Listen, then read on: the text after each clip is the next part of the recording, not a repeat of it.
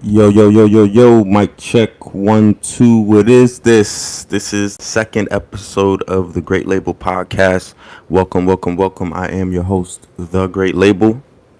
Last week I had some viewers, and I really appreciate everyone that watched and listened to me talk shit. I really, really appreciate it. We're just going to get right into it. I want to start off with some news that broke earlier today. I was scrolling through Twitter through the search feature, and I saw that in Jacksonville, I forgot the name of the place, something that the landing, I think it's the downtown area. There was a shooting at a Madden tournament. So people were playing Madden 2019, and some guy got mad that he lost, and I think he killed like 4 people, injured 10 people. So I mean, what do you say in a situation like that? But I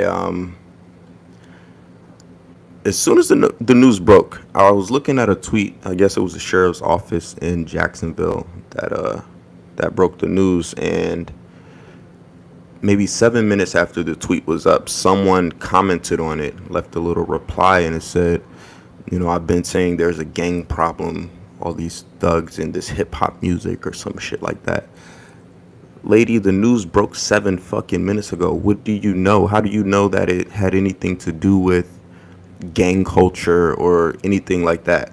So it turns out it had absolutely nothing to do with gang culture or hip hop or whatever the fuck she was trying to say it was. People so quick to jump to a conclusion and jump to a judgment. People are losing their lives. Like, someone died at that moment, in 7 minutes, not even 10 minutes later, you're sitting here trying to find someone to blame. So that's kind of fucked up. But rest in peace to the people that lost their lives and over a fucking video game at that. Some sorry, sad motherfucker. Then he had the nerve to kill himself. So that's always sad. But I hate when people always try to immediately find something to blame based on their bias or their prejudice or whatever the case may be. It's kind of upsetting, but that's the world we live in. So, like I said, that sorry motherfucker that had something to do with that perpetrated that whole thing. Fuck you, rest in piss, motherfucker. Anyway, on the positive things, I hate starting off with negativity. On the positive things, I want to give a some recognition to someone who I don't think receives their credit or their just due. This person has been in the spotlight for many years, a lot of times for negative things, and somehow, some way, ended up turning their life around. And I am talking about none other than Gucci Man, Big Goo Wop. He was, before he went to prison, I guess he had a prison sentence. I forgot what it was but he was in federal prison. But before that, his name was always in the news for something bad and something negative. Remember one time he like pushed a chick out of his Hummer. I guess he picked her. It's kind of funny. He picked her up at the mall or something, and I guess it didn't go the way he thought it was gonna go, and I guess the car was moving and he pushed her out of it, and she sued him or something. That was kind of fucked up, but just known for selling drugs and sipping lean and smoking weed and all this other shit.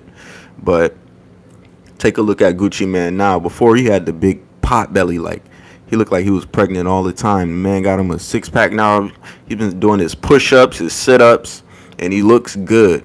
So I want to give a shout out to Gucci Man. He always got something positive to say on his social media, just encouraging people, and I just want to give a shout out to him for that. He messed around and got married to Keisha Kayor, I think her name is, and man, a good woman in his life, and some reconsidering of things in his life, and man, he's doing such a good job. He has a book out. I forgot what it's called, but I want to say that it's selling pretty good. It's been out for a little while now, but I think it's always great when someone turns their life around, and I don't think many people get that opportunity. So many times people get shot down, gunned down, or sentenced to prison or whatever the case may be. I don't think everyone all the time. In some cases they do, but I don't think that everyone is given that opportunity to grow up and to change and to do better. And sometimes it takes tragic things like prison or death in the family or to lose someone or something like that for people to make that decision to turn their life around. So I think there's a lesson in there. Yeah.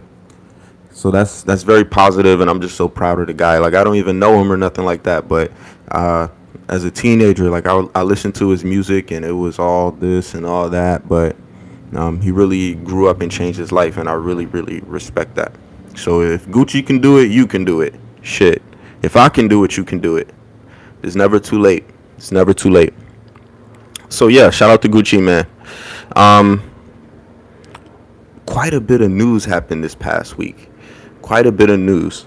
One thing I want to get into is what's this chick name? Uh, she used to mess with Anthony Bourdain, the guy who killed himself. What is her name? Asia Argento. Asia Argento. I want to say she's Italian or something like that. I'm not sure, but she was in the Fast and Furious movies. I forgot what her part was, but so it came out in the news. Let's back up. Let's back up a little bit. I'm gonna start from where what I think is the beginning, as far as I know.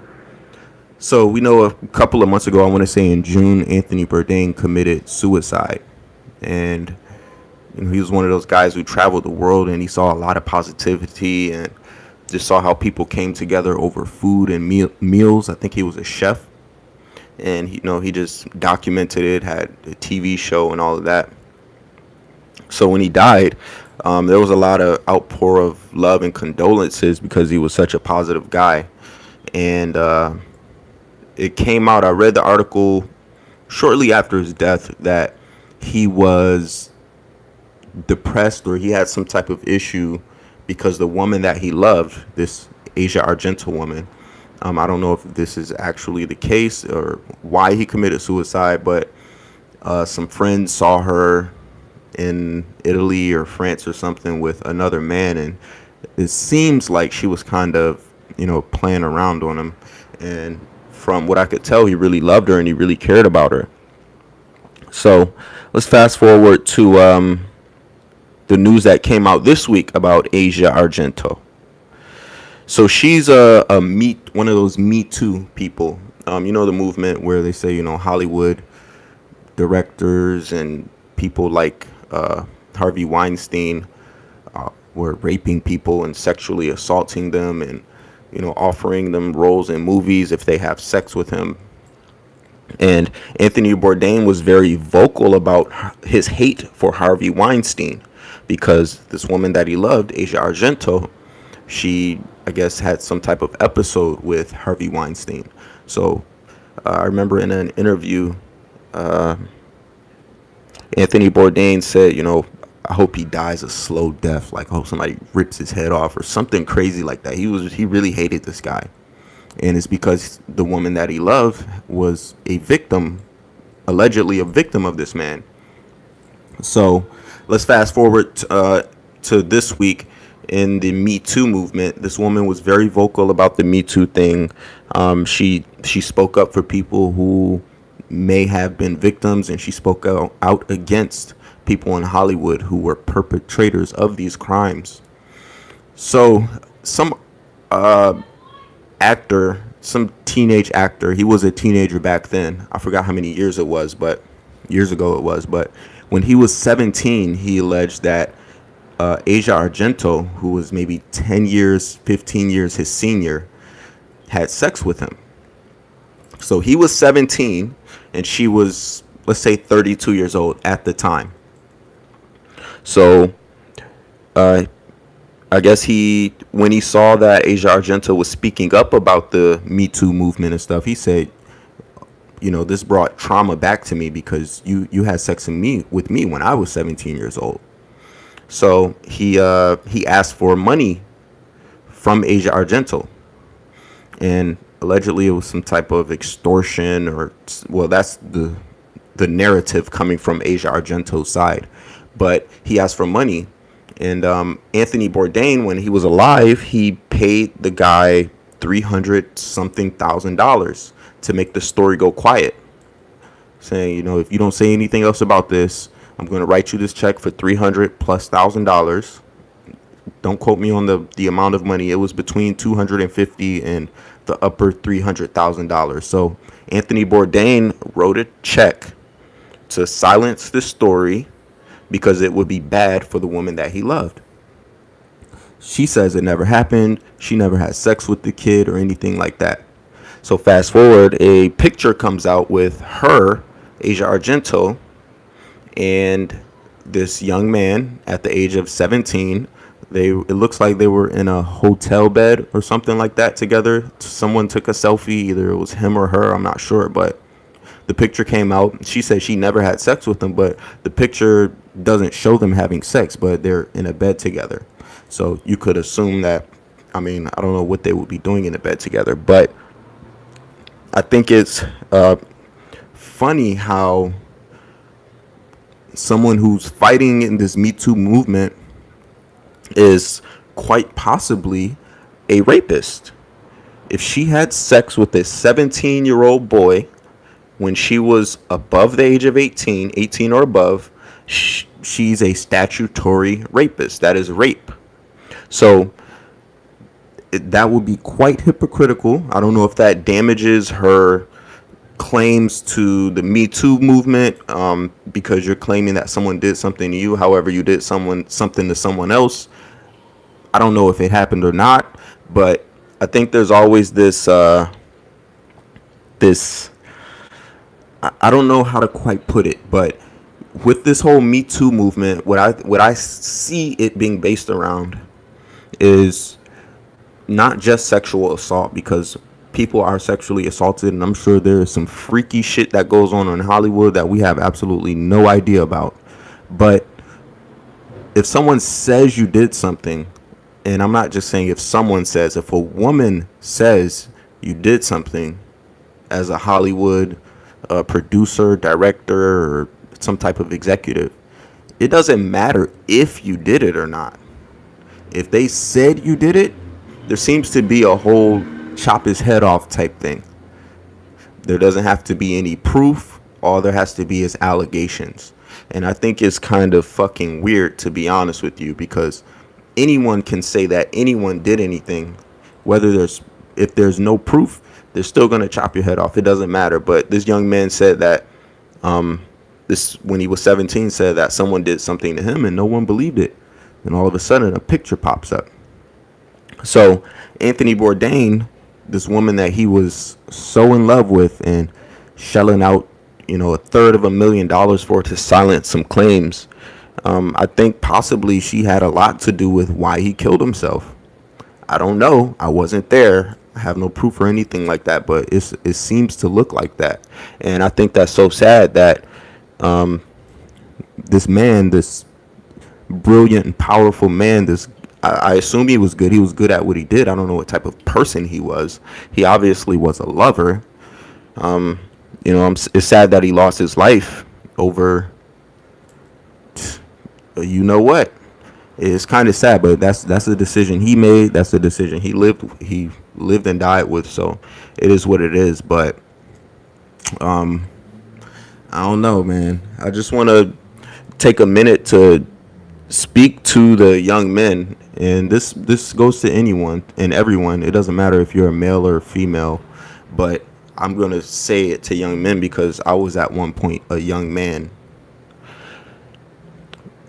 And I don't think young men hear this enough. And if you have a son, or if you have a friend that you love who's a male, a best friend, a cousin, a uncle, a nephew, you probably would agree with this. That I feel like young men should choose their best options. Don't let someone walk all over you. You don't have to be with the first thing that comes along to you. You don't have to be with, the first woman that says she loves you. I think that young men are a prize to be treasured, just like people tell women that they are, and women are too. But I'm just speaking mathematically. women outnumber men by quite a bit. There are more women on this earth than there are men, and that is a fact. So by supply and demand, I'm gonna say that it's men who should be valuing themselves more. You should value yourself more. Now, if you and I think there's something out there that says that you find a woman, a good woman, you find a treasure, and I think that's true as well. But I think it goes the other way around. If a woman finds a good man, that is a treasure as well. So, young men, don't allow yourselves to be hoodwinked, to fall for the banana in the tailpipe or anything like that. You should pick your best option. Find someone who loves you and someone that you love and someone that's going to treat you right and that will do their best for you and you do the same for them. Now, I'm not going to say that every single man out there deserves the absolute best, because if you're a piece of shit, you're a piece of shit. I mean, it is what it is. Everybody doesn't deserve the absolute best, but I think you should get the best for you. And with that, I'll say there's a responsibility that comes with it. And I'm going to use an analogy, like I often do, to express this sentiment. So, young men, and like I said, everyone, you should think of yourself, think of your life like real estate. All right, real estate. So your house is, or your life is a house. Your life is a condo. Your life is an apartment complex. Whatever the case may be. Make sure you get it in order.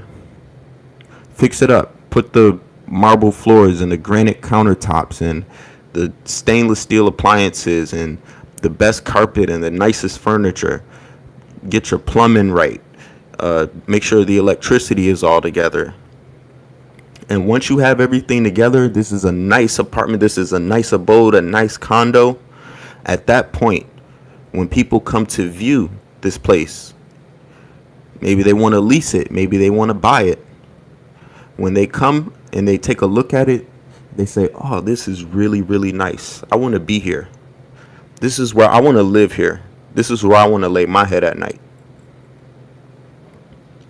And you, as the landlord, as the owner of that property, it's up to you to choose who you will allow to live in that apartment or that condo or that house.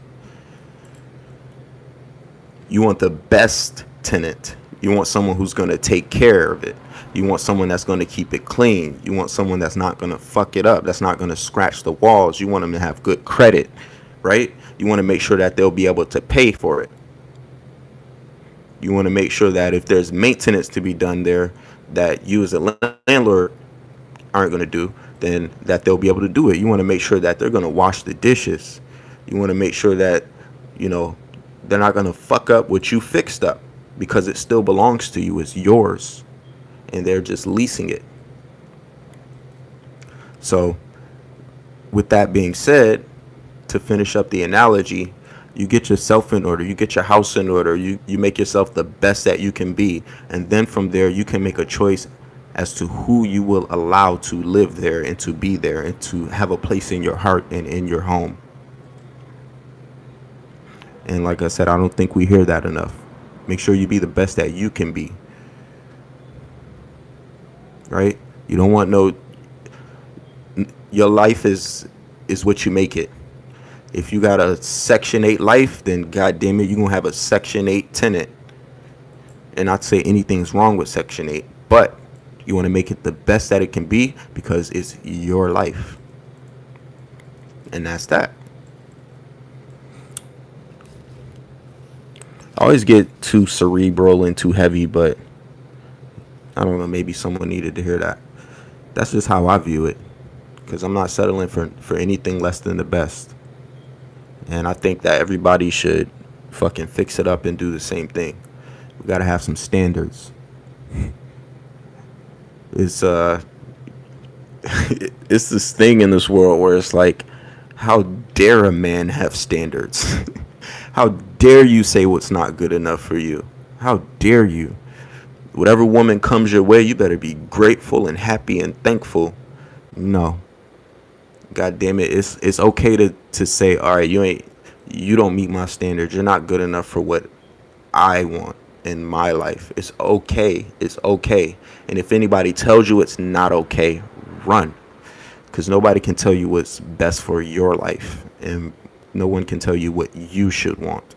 People want you to stoop to their level so that they can meet the bar.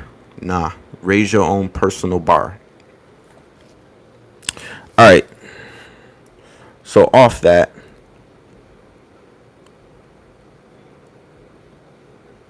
shout out to the Joe Budden podcast. They just secured the bag. If you haven't heard, they got an exclusive streaming deal with Spotify, and I think that's really dope. That's one of my favorite podcasts. I watch it every week. Sometimes I get weeks behind, but I always catch up. So shout out to those guys. Um, let's talk about let's say this. I never thought I would see the day where a pair of Adidas shoes sells for retail just at the store $180. I've seen them as high as like $250 for the Pharrell Hue or Hue Man, whatever the fuck the shoe is called. When did Adidas start getting popping like that? Like, what the fuck? I used to see Adidas would be like $80 at the most, maybe $90 for some shell toes, maybe 10, 15 years ago. Now they selling for $250? Fucking crazy. Kanye really pulled their ass out of the mud. I saw a graphic on the news. It showed maybe I forgot when Kanye got his deal with Adidas, but ever since he got his deal with Adidas, the prices of those shoes just went through the roof. And then speaking of shoes, Nike and Jordan. I refuse to buy a pair of Nikes or a pair of Jordans. I feel like they overpriced the shoe for absolutely no reason. And they slowly, every year, every 6 months, they'll raise the price $10 slowly, just so you're not shocked when you go buy it, next week or next month, and you see, oh, it's $50 more. So they just do it slowly, $10, $10, $15, $10. I refuse. They're fucking overpriced.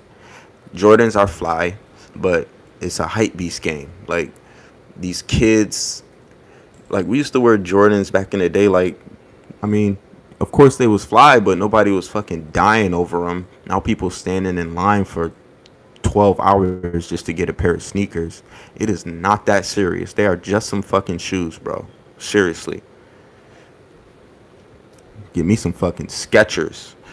I can't wait to be that old dad with the Bluetooth and the Skechers. Whoo, nigga. My son gonna be embarrassed. Nah, nigga, I'm about to get me some Skechers. Fuck all that shit. Nigga, I ain't paying fucking $250 for some fucking Adidas. Get the fuck out of here. You know what sneaker I want to see come back on the rise? Puma. I want to see Pumas come back. I think Puma recently signed Jay-Z as their brand ambassador or president of something for Puma basketball. So Puma's trying to get in the game. They recently I noticed Puma is signing deals to a lot of like hip hop artists, like or R&B. Like Rihanna has a Puma deal. They lace what's the kid name from Detroit? I forgot his fucking name. The one with the first T Grizzly, that's his name. He got a Puma deal. Meek Mill had the Puma deal. I think he had his own like sneaker, and he had some streetwear too. But Puma's trying to get another demographic. They trying to get their money. They trying to get another crowd. They know who's going to spend money on the sneakers. I don't see Puma going to $200 a pair. I don't see it. That doesn't mean it's not going to happen. But if anybody can make it happen, it's going to be Jay-Z. So they signed him to be the head of their basketball division. They know black people like basketball. So they're trying to do some, sign some basketball players to wear Pumas. I don't think I've ever seen a pair of Pumas on a basketball court. As a matter of fact, the last time I wore Pumas on a basketball court, I damn near broke my ankle because they didn't have any ankle support. But I hope they come out with some fly ass shoes. That's really, for the most part, the only kind of shoe that I buy. Well, the only kind of sneaker that I buy, because I wear other shoes. But shout out to Puma, and I hope they get on the come up. Um, yo, I don't know. This is a tangent. This is totally random, but I don't know who could listen to and like Wale's music. I can't do it. I can't do it.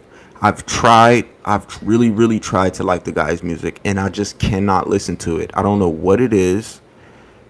Maybe it's his tone of voice. Maybe he raps like a dead person to me. Like I don't even know what it is.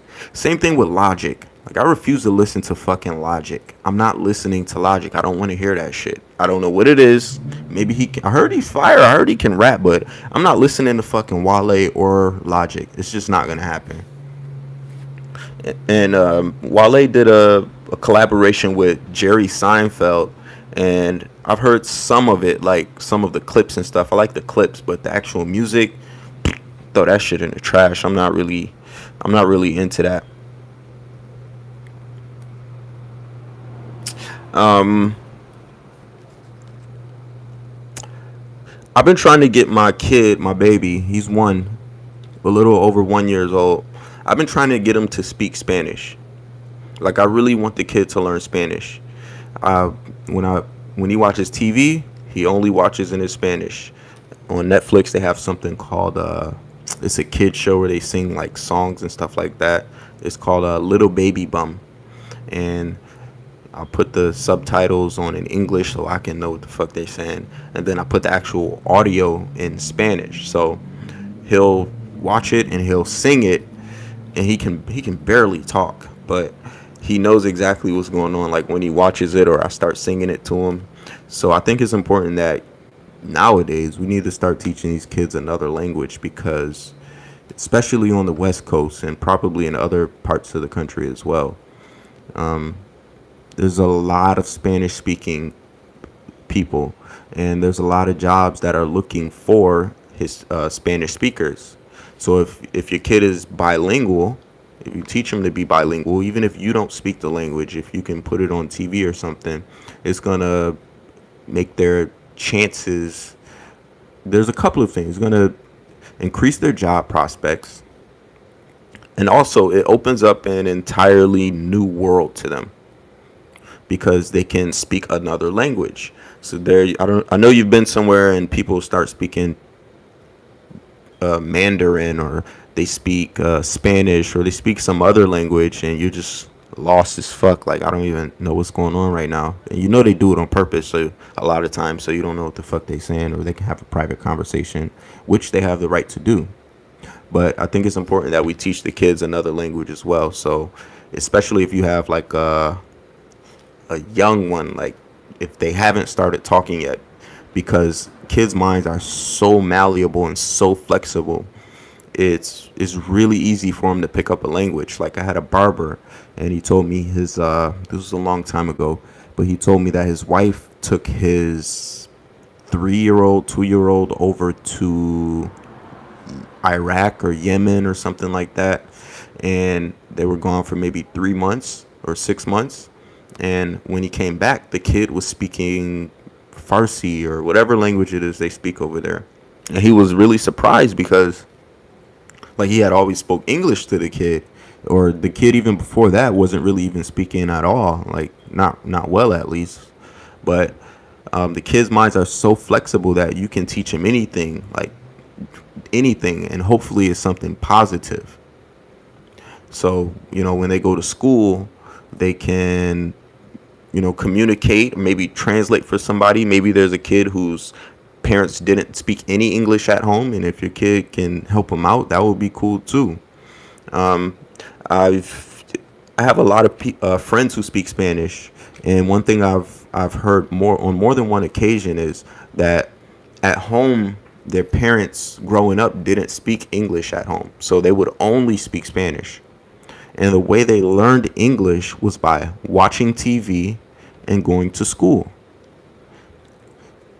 So if you can put on, if someone whose primary language is Spanish from the beginning can learn English by watching TV shows. I Love Lucy, Leave It to Beaver, whatever it is. Those are old shows, but you get my point. If they can learn English by watching TV and learning common phrases that are said in English, or just learning how to have conversation or learning the responses to things in English, then someone whose primary language is English can learn Spanish by watching TV. Or if you could learn some phrases in Spanish, go get your shoes. You can say that in Spanish. Ven aquí, come here. You can say that in Spanish. Just little things. If you learn to give them commands in Spanish, they'll learn how to respond to them or to do what you're asking in that language. So I've been trying to learn Spanish a long time. I think I first took Spanish, I want to say I was in fifth grade. So in fifth grade, and I really wanted to learn so bad. Like I wanted to be good at it. Fifth grade, I took Spanish. That was the first time I cheated on a test. Because I never had to cheat on any tests like ever in my life before that. Like I could always pick up everything. But Spanish, it was just hard, and I wanted to pass so bad, and I wanted to be good. I cheated on the test, and I got caught. Like that's when I knew I was no good at cheating. It's like I haven't cheated on anything since, but I knew I was no good at cheating at that point because they came over to me. Was like, "What you got there?" I'm like, Caught me. They let me finish the test. I might have failed it. I might have passed it. I have no idea. But then I think I took it again in sixth grade, seventh grade, all the way through, I want to say ninth, 10th, or 11th grade. And then like maybe 4 or 5 of those years, I failed Spanish. Like I always failed Spanish. But I think at this point, I probably speak better Spanish than I ever thought I would. I think I know more Spanish than I know more Spanish than I thought I did. Like I know this guy, if someone doesn't speak English, I can hold conversation with them in Spanish. If they know a little bit of English and I know a little bit of Spanish, we kind of make it work. So I'm not done yet. I know I'm getting old, but I'm not too old to the point where I can't learn anymore. So I'm gonna keep trying. Um,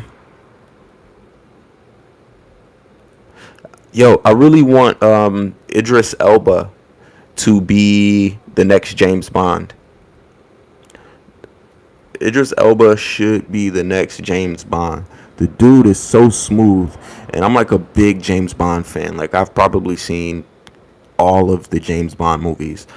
With the English accent and all that, he will be a really good James Bond. So Idris Elba, if you're listening, we need you to get up on the James Bond wave. Last article I read said that he was not going to be the next James Bond, but I hope that's a lie. I hope he's tricking us and hitting us with the okie doke. Kodak Black got released from jail. They released Kodak Black. They freed Kodak. I'm a big Kodak fan. And I'm a big Kodak fan because I think the kid is so powerful. He's very, very powerful. And I'm talking about his spirit. He got that Haitian blood running through him. And I think all the people down there, like he's from Florida, but in like New Orleans, where they have like the French and Creole and Cajun blood, it's a I don't know what it is. It's like a very powerful bloodstream running through those people, from Kevin Gates to Lil Wayne. These are very potent people. The thing with Kodak Black though is he was misguided for so long that, man, I almost feel like, no, I don't really feel like this, but ain't no changing that fool.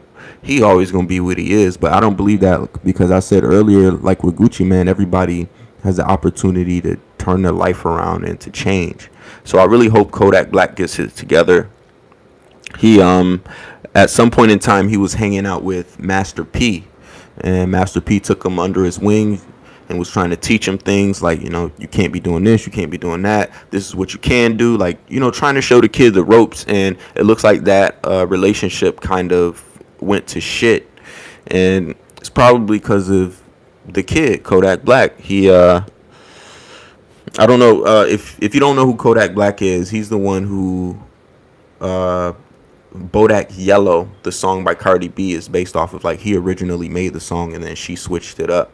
But I really hope Kodak Black gets it together, because he could do so many things. Like, I think he could be a real source of positivity, and that a lot of kids look up to him. I don't know why the fuck they look up to him. The kid he's smart, but he does some dumb shit. Okay, kind of like me. I've done some dumb shit too, but like I said, I think everybody deserves a chance. And when you're young, for the most part, when you're young, you're gonna do some stupid shit. Like, just looking back on what I did when I was younger, it's like, you fucking idiot. Why would you do that?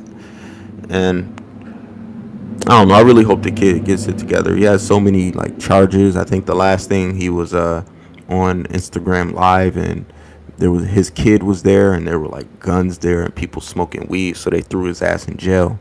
It's like, if you're gonna be doing that, why the fuck would you do it on the internet where everybody could see it? Police came, busted into his shit while he was still on IG Live. Like, you fucking idiot. But I hope he gets it together.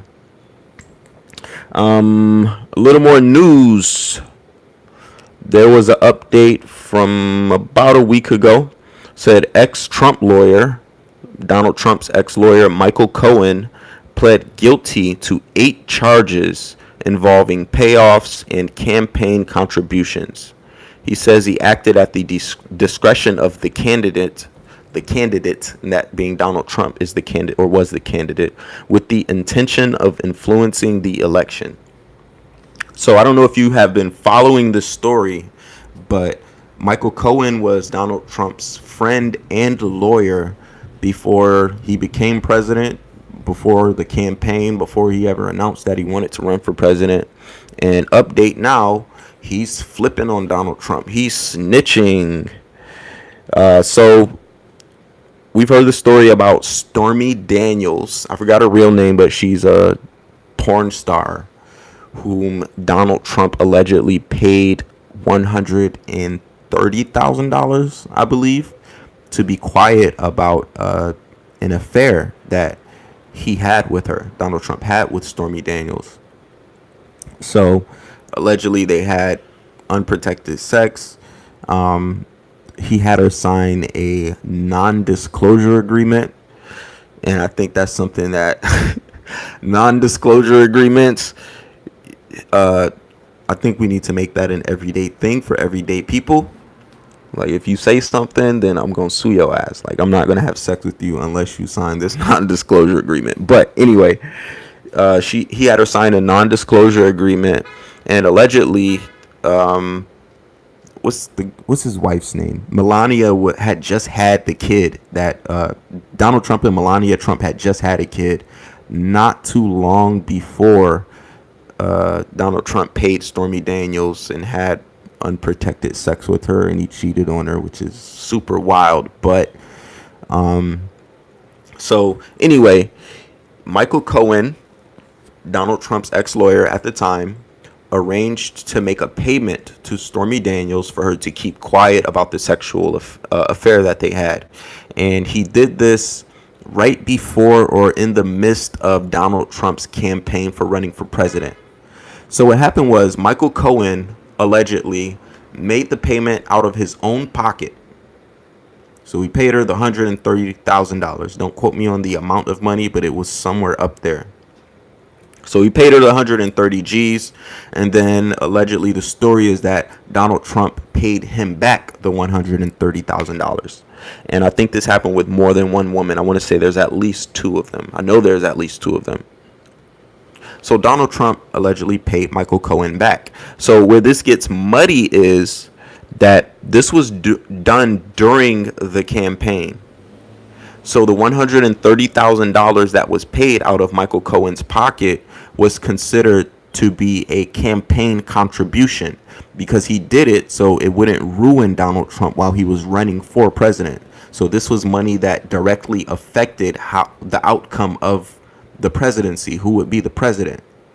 And when you make campaign contributions, it can't be more than a certain amount from a certain individual, or there's like all types of laws that are surrounding who can contribute, how much you can contribute, how often you can contribute. So this $130,000 check was considered a campaign contribution, and I think it was above the normal limit, or it wasn't documented correctly. So you have to, file and say, okay, I contributed this amount of money. It's not that he made the contribute or he paid her. It's the simple fact that it was a secret that he paid her. So Michael Cohen is flipping on Donald Trump, and he has all the tea. I mean, he was the man's personal attorney, so he knows everything. He was recording conversations and everything, and I think one of the conversations he recorded showed that Donald Trump knew about the $130,000 payment when Donald Trump said he didn't know about the $130,000 payment. So it seems like Donald Trump is fucking bulletproof.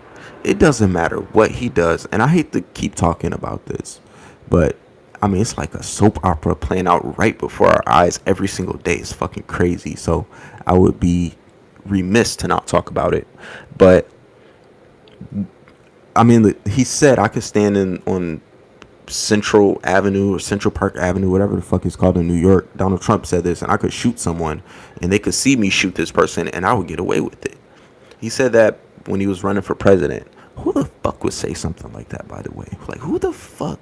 But he told you that motherfucker's crazy. He's lost his mind. But it's seeming like it's true. Like, this motherfucker, bro, he gets away with everything. I see, and I'm going to hope there's an impeachment pending for this dude, because I don't think people should be able to just get away with any and every fucking thing they want to get away with. Bro, you're the president of this corporation called America, and you just spill your guts at every chance. Like, something has to be done. And I said it last time, I don't hate the guy. I feel sorry for him. I think he's fucking out of his fucking mind, to be honest with you. But anyway, all right, so this is another random. I had a barber that I was going to. This was a while back, probably not even a year ago, but I was going to this barber, and gentlemen, we stay faithful to our barbers. Like, they know our hairline. They're gonna make sure your shit isn't all the way back here. They're gonna, get you right, make appointments, and you trust your barber. Your barber's your barber. And gentlemen, we know this. But my barber did some shit that had me fucked up one day. So I wanted to make an appointment to get my hair cut, as I always do. I always call. I'm like, okay, what time you got available on this Saturday? Yada, yada, yada. So I make the appointment. And in the midst of making an appointment, he told me, yeah, I have download this app. And I forgot the name of the app. When you download the app, I'm going to send you the link or whatever, and you can make your appointments through the app from here on out. I'm like, an app? Why can't I just make a phone call? But anyway, I go to get my haircut, and he's just so adamant about this app. And I think the next time after that, he said he didn't have anything ready. He said he didn't have any appointments to go look on the app to see what he had available, because he didn't know what he had available. Look here, motherfucker. I stopped going to this guy. And if you're watching, shout out to you. Still love you. But I don't have room in my phone to be downloading apps just so I can make a fucking haircut appointment. My shit is already full. I don't have room. Nigga, who the fuck do you think you are telling me to download an app? If I need to make a phone call to make the appointment, 30 seconds. I can do it anywhere. I don't have to use fucking 32 megabytes on my phone to make an appointment. So I stopped going to him. I found me another barber. This new barber, shout out to him. Beard Favre is his name on IG. Fucking dope as shit. Let me pay him through Cash App and shit instead of going to the ATM. I think that's fucking cool as shit. In Long Beach, by the way.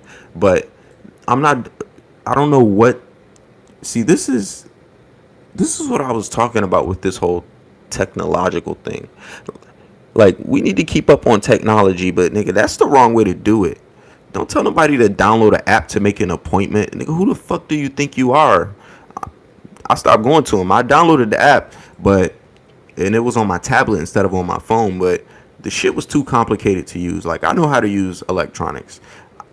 Nigga, I'm making a phone call or I'm sending a text message, and if you can't handle that, you can't accept that, then god damn it, you ain't gonna cut my hair. So that's that.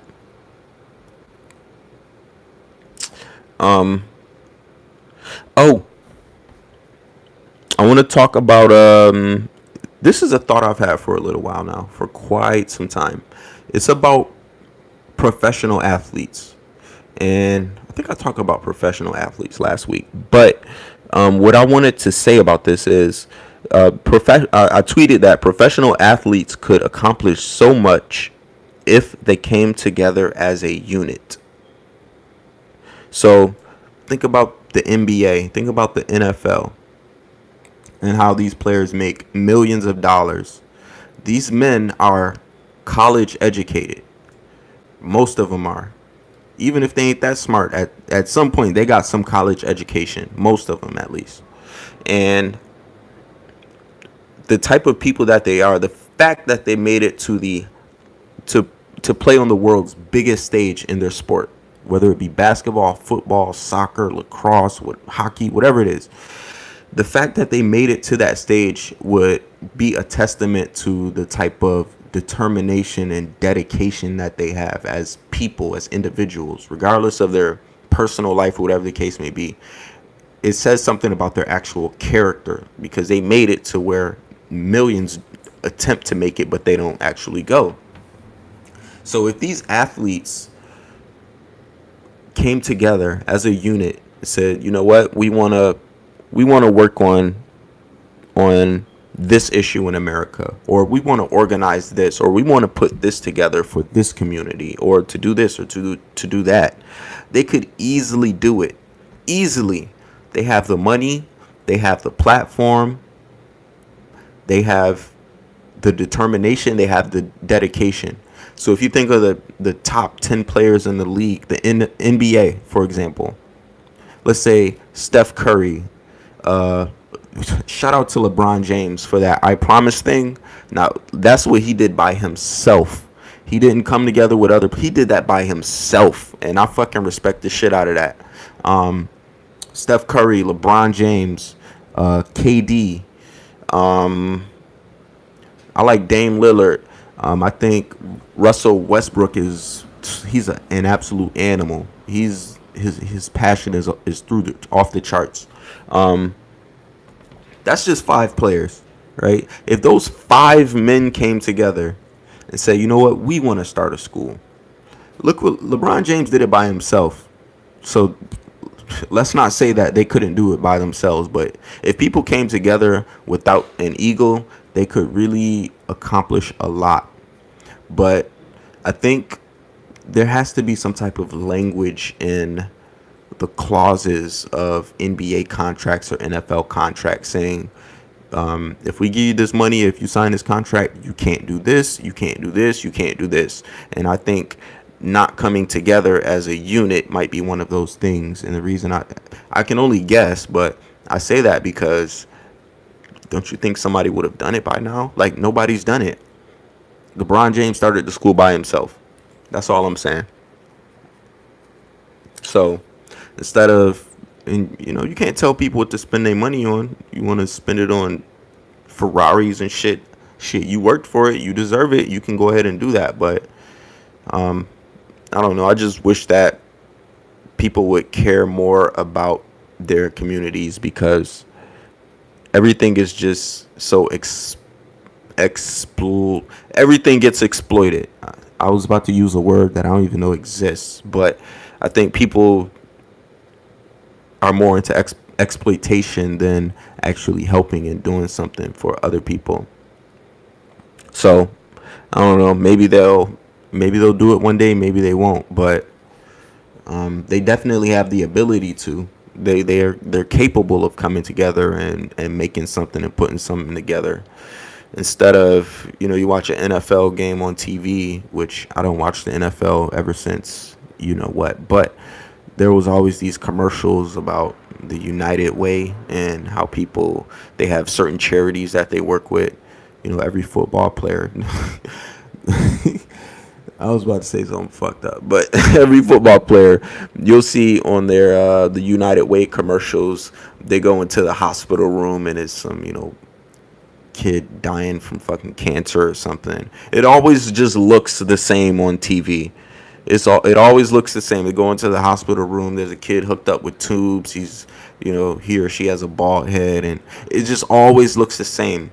You don't ever see them go to other communities, probably the communities that they actually came from, the communities that actually contributed to them having their skills, to the communities where there are kids whose parents that these basketball players may have grew up playing against. They don't go to those communities. They go to the United Way. Not telling them where they should or should not go, but somebody, I know you catch my drift. If I'm talking to you, you catch my drift. You know exactly what I'm saying. Got some more complaining to do. A couple of things. This is random as fuck again, but Wingstop is garbage. That shit is trash. It make my stomach hurt. I don't know what the fuck that shit is.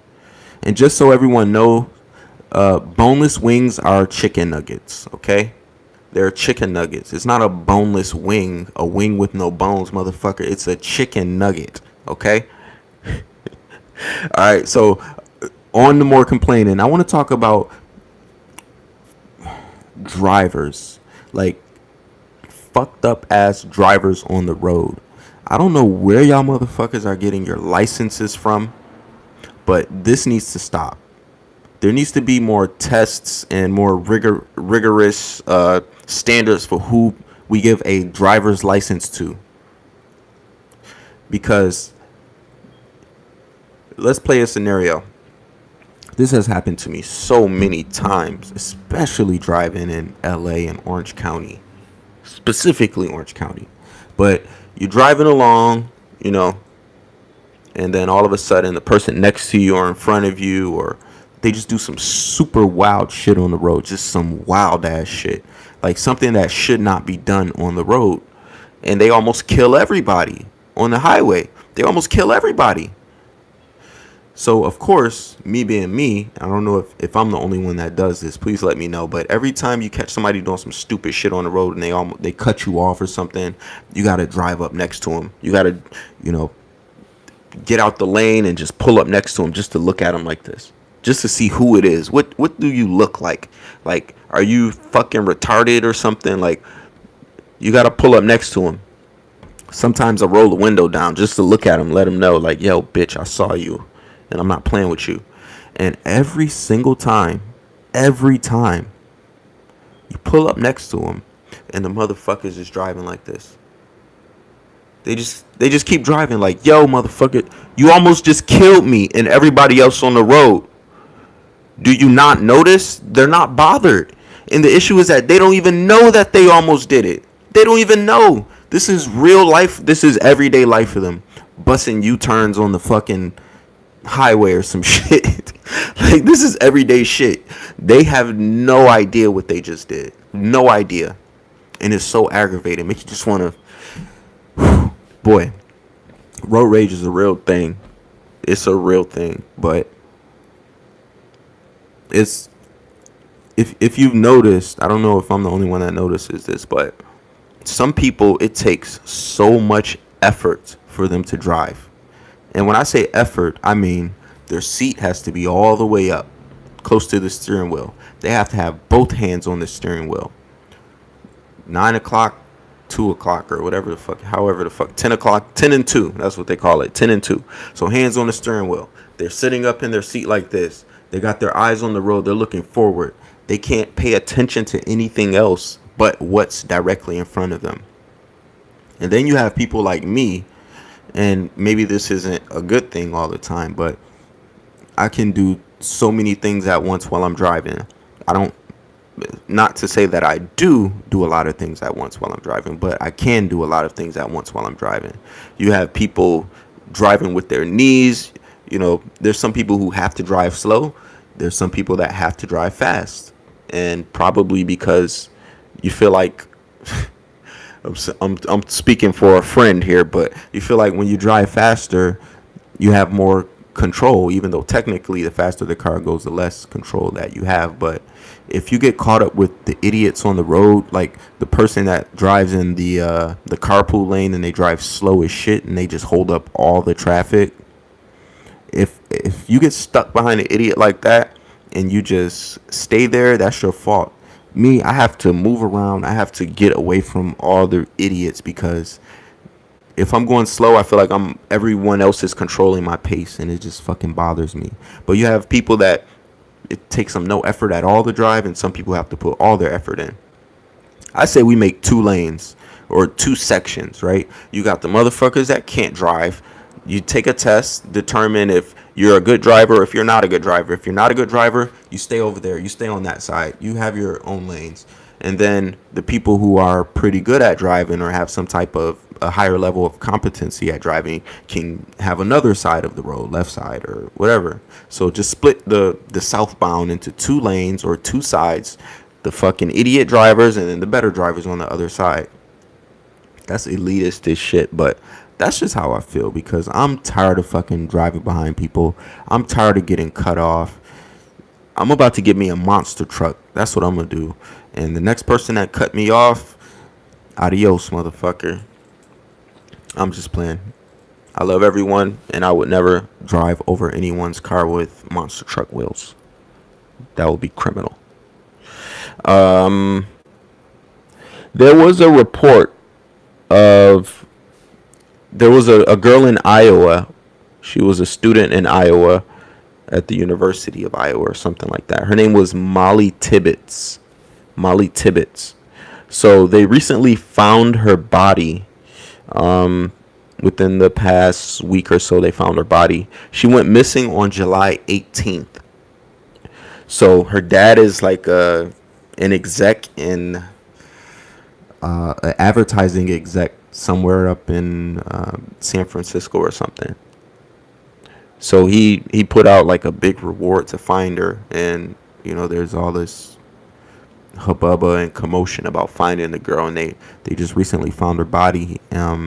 So the guy that allegedly killed her, she was out for a jog, and I guess he rolled up on her in his car. He got out his car, started jogging along with her, and she threatened to call the police or something like that. So I guess he took her phone and he led the police to her body. I guess he dropped her off in a cornfield. He killed her and dropped her off in a cornfield. And the point I'm trying to make here is that the guy who did it, he was an illegal immigrant. Like, he was in the country illegally. And I'm going to say it's the right, because there's like the left and the right. I just learned about that like a year ago. I just found out exactly what people meant by that. But they're trying to use this as a reason as to why illegal immigrants should not be in the country. This is like their big crusade. Like, oh, they're killers and murderers.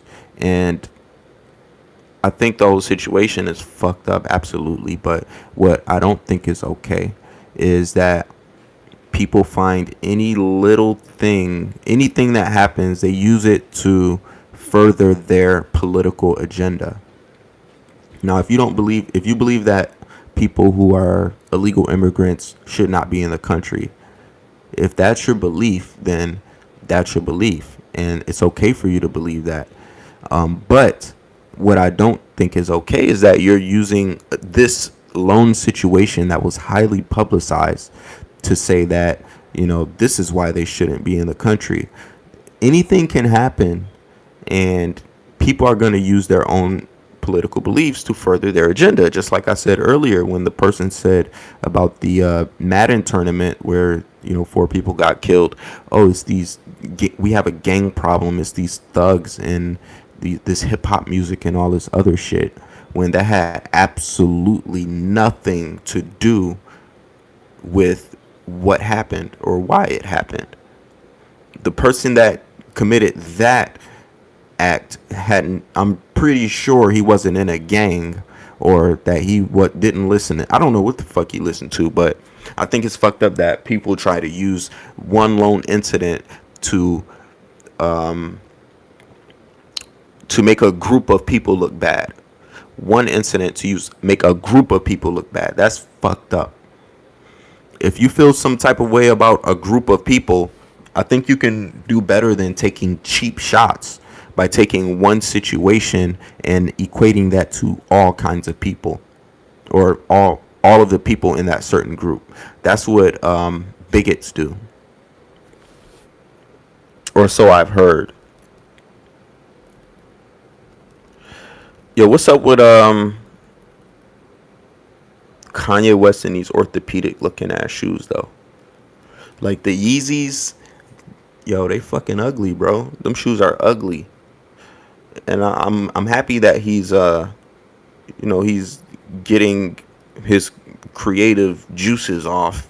But those the last ones I saw, they look like fucking shoes for people who learning how to walk again. Anyway, I was talking to a friend, and he casually mentioned, like, he said, I wish, why can't I just have like multiple wives or multiple girlfriends? I mean, technically, you can have as many girlfriends as you want, but he was saying, why can't, I wish I could just, have a wife and then have another wife and another wife and another wife, and then I would just be happy, and everything would be okay, and I wouldn't have to deal with all these women and these issues and blah blah blah blah blah. And I told him, and this is something I think I heard somewhere, but I told him, and I've thought the same thing, but I told him, if monogamy or polygamy, excuse me, if polygamy was legal, remember, women outnumber men by quite a bit. If polygamy was legal, you would have all the top dogs getting all the women, like hogging all the women. And this nigga make 500,000 a year. This one a baller. He got this. He got that. This one goes to the gym. Whatever it is that women's like. This nigga bald headed with a beard. Whatever the fuck it is that women like. If these men were allowed to have as many women as they wanted, they wouldn't leave no pussy for nobody. Like, it would be none left over. And if there's none left over, there's going to be fighting amongst those who can't attract the mate. Like, that's how it goes. I forgot what study, and I'll reference it later. But I heard Dr. Jordan Peterson say something about it. When men are put in socioeconomic situations where they can't get a woman, or these guys don't make enough, or they can't attract a woman, or whatever the case may be, they fucking fight and they kill each other. So there's a reason why monogamy, where is technically only one woman per man, because there's a group of people. I don't know if you've heard of this. If you haven't heard of it, you're gonna flip your shit when you hear it. But there's a group of people on the internet called incels. So incels, INCELS, and that stands for involuntary celibates. Okay, so they're involuntary celibate, meaning they don't have sex because not because they don't want to, but because women don't like them. So they would be the trolls. The trolls that you see online saying super stupid and wild shit about women. It's because they can't find a woman that actually likes them. They might be in their mom's basement or some shit with their belly hanging out. I don't know what the fuck they look like. I don't know where they are, but it's a real group of people, and they have their own like online forums, and they go into groups and talk shit together, and they have their own lingo. Like I think Chad, they call themselves Chads or some shit like that. But there was something happened in Toronto. I think it was Toronto, where this guy like drove a truck into a crowd or something like that, or he shot it up or did some wild shit. And he did it for the incels, like, or the involuntary celibates. He did it for them to bring attention and awareness to the struggle that these involuntary celibate guys have. Now, to group yourself, this is shameful, all right? And this is, it's kind of sad. Like, I want to feel sorry for the guys, like, because you're in a group, you categorize yourself as someone who women don't want to have sex with. And this is hilarious because I don't know, I don't really want to talk about myself, but if I was in that group of gentlemen, or I don't even know if I want to call them gentlemen, I would be doing everything in my power to make sure that I never got to the point where I would be allowing myself to be grouped with those kinds of people. Do I gotta do some fucking push-ups? Do I gotta get some fucking tattoos? What do I gotta do to not be an involuntary celibate? What do I gotta do to make women attracted to me? Because I refuse to be some fucking loser behind a computer keypad or keyboard complaining that women don't want to have sex with me. Oh, boo-hoo, they don't like me. They said that women should be I forgot what it's called, uh forced monogamy or something like that.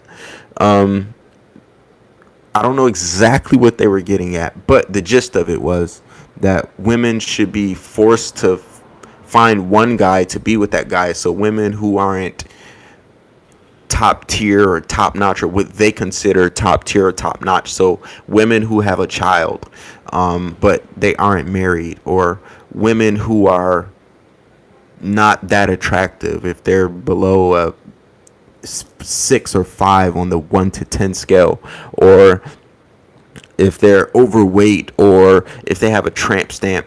Those types of women should be forced to be in monogamous relationships with these fucking incel losers. And it's sad as fuck. Like I said, I almost feel sorry for them because damn, nobody want to give you the coochie, bro. That's sad. That's fucking sad. But oh fucking well, you fucking losers. Nobody wants to have sex with you. It's probably a good thing. It's natural selection. Nobody wants to be with well, women do love fucking losers. Don't get me wrong, but your brand of loser, I hope you never have sex, you fucking weirdos. I hope nobody gives it up to you. Fucking weirdos. But that's fucking sad. And then on top of it, they, like I said, they're in like these online forums and they kind of like circle jerk each other and shit. Like, it's okay, bro. If she doesn't like you, then fuck her and blah blah blah. No, y'all some fucking weirdos, man. That shit is sad as shit.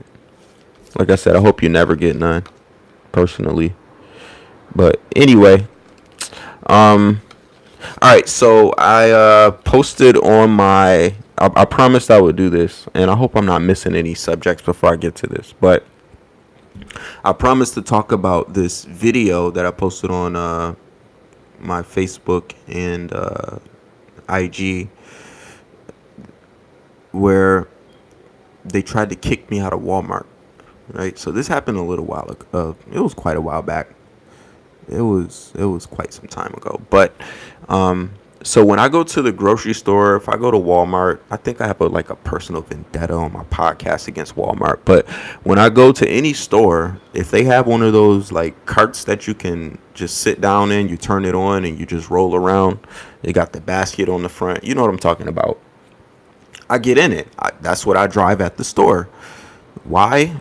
I don't fucking know. That's just what I like to do. And so I go to Walmart. I'm driving around in the cart or whatever. No biggie. driving around. I was feeling a little joyous that day. I don't know what was up with me. I was in a really good mood. But so I'm driving around in this cart, and I eventually get all the things I need, get to the checkout line.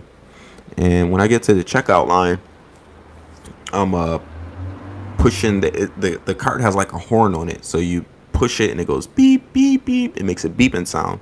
It's like to warn people to get out the way and shit like that. So at some point I started pressing it.